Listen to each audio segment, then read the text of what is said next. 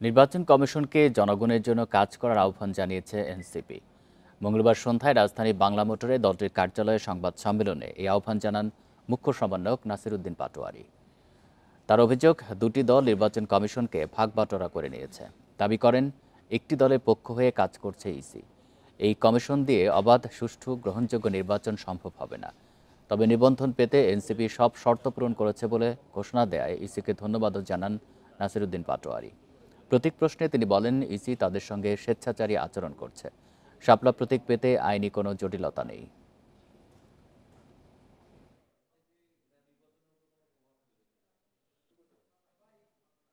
আর আমরা শাপলা পেতে কোনো আইনি বাধাও দেখছি না, কোনো রীতিনীতির বহির্ভূত কোনো কাজও দেখছি না। ইসি বরঞ্চ এখানে একটি স্বৈরাচারীমূলক এবং বৈষম্যমূলক আচরণ করছে। তাদেরকে এই আচরণ পরিহার করে দেশের এবং জনগণের পক্ষে দাঁড়ানোর জন্য আমরা তাদের কাছে আবেদন করছি।